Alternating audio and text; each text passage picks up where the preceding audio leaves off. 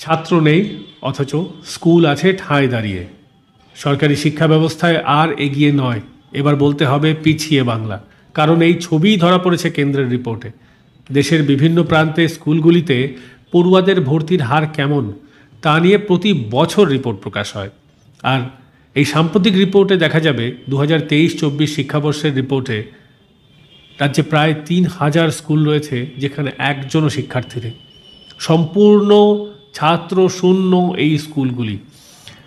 ছাত্র নেই এমন স্কুলের সংখ্যা দেশের মধ্যে সবচেয়ে বেশি এই রাজ্যে অর্থাৎ পশ্চিমবঙ্গে। অথচ কোনো পড়ুয়া না থাকা এই স্কুলগুলিতে রয়েছেন 14,627 জন শিক্ষক। এমনই সাম্প্রতিক রিপোর্টে প্রকাশ হয়েছে।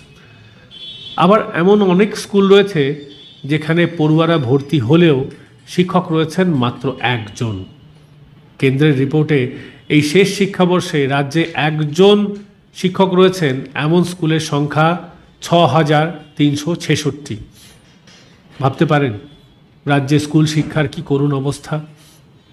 200 পাতার রিপোর্ট, আর ওই রিপোর্টে বলা হয়েছে দেশের বিভিন্ন রাজ্যে 12,954টি স্কুলে কোনো পড়ুয়া ভর্তি হয়নি গত শিক্ষাবর্ষে। সেই স্কুলগুলিতে শিক্ষক ছিলেন কত জানেন? 31,981 জন। আবার প্রায় 1,10,000 স্কুলে পড়ুয়ারা ভর্তি হলেও সেখানে রয়েছেন মাত্র একজন শিক্ষক। কোনো পড়ুয়া ভর্তি না হওয়া স্কুলের সংখ্যার নিরিখে দেশে 1 নম্বর বাংলা। এই 1 নম্বর হওয়া গর্বের নয়, লজ্জার। কোন রাজ্যে কেমন পরিস্থিতি সেটা নিয়ে তো প্রতি বছরই এই ধরনের রিপোর্ট প্রকাশ করে কেন্দ্র সরকার।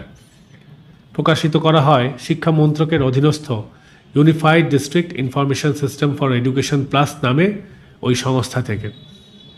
রাজ্যের পাওয়া তথ্যের ভিত্তিতেই তো এই রিপোর্ট প্রকাশ করে শিক্ষামন্ত্রক। রাজ্যে কোন স্কুলের কী পরিস্থিতি সে বিষয়ে রাজ্য সরকারের তরফেই অনলাইন ব্যবস্থায় এই তথ্য আপলোড করা হয়। ফলে রাজ্য সরকার অস্বীকার করতে পারবে না এই ডেটা।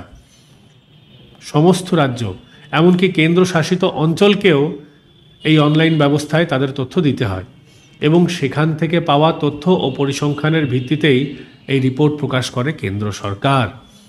পরিসংখ্যান থেকে একেবারে পরিষ্কার যে শুধু ভাতা পাইয়ে দেওয়ার রাজনীতি, ব্যাগ, খাতা, ট্যাব, সাইকেল এসব দিয়ে শিক্ষা ব্যবস্থার কোনো উন্নতি করা যায় না। এর জন্য চাই বুনিয়াদি কাঠামোর উন্নয়ন। আর তৃণমূল সরকারের আমলে এই 13 বছরে এই বিষয়টি নিয়ে অবহেলা করা হয়েছে বলে অভিযোগ উঠছে। অভিযোগ সরকারের সঠিক শিক্ষানীতি নেই এবং সঠিক শিক্ষানীতি গ্রহণ না করলে এই পরিস্থিতি আরও খারাপ হবে। কারণ সারা দেশের নিরিখে এই রাজ্যে সবচেয়ে বেশি ছাত্রশূন্য স্কুল রয়েছে। শিক্ষাবিদদের মতে এটি রাজ্যের জন্য লজ্জা। বস্তুত রাজ্যের কোন স্কুলে ছাত্র শিক্ষকের অনুপাতের কী পরিস্থিতি তা স্কুলের কাছ থেকে জানতে চেয়েছে শিক্ষা দপ্তর। 5ম থেকে দ্বাদশ শ্রেণী পর্যন্ত কোন স্কুলে কতজন পড়ুয়া রয়েছে, কোথায় কতজন শিক্ষক রয়েছে, শিক্ষাকর্মী সংখ্যাই বা কত, কোন স্কুলে কত শূন্যপদ রয়েছে সে বিষয়ে তথ্য সংগ্রহ শুরু করেছে রাজ্য।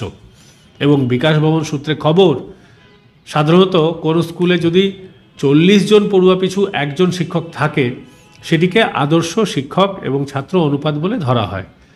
তবে বিষয়ভিত্তিকভাবে শিক্ষক নিয়োগের ক্ষেত্রে কোনো কোনো ক্ষেত্রে 110 থেকে 120 জন পড়ুয়া পিছুও একজন শিক্ষক থাকলে সেটিকে আদর্শ অনুপাত বলে বিবেচনা করা হয় এই রাজ্যে অর্থাৎ পশ্চিমবঙ্গে।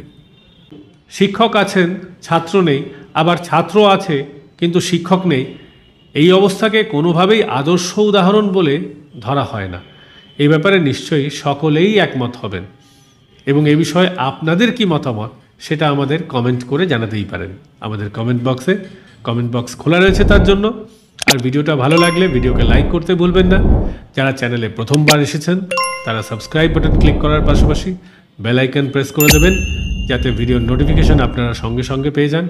এতক্ষণ আমি পঙ্কজ বিশ্বাস আপনাদের সঙ্গে ছিলাম এবং আপনারা দেখছিলেন মাধ্যম পডকাস্ট। ভালো থাকবেন, ফের দেখা হবে।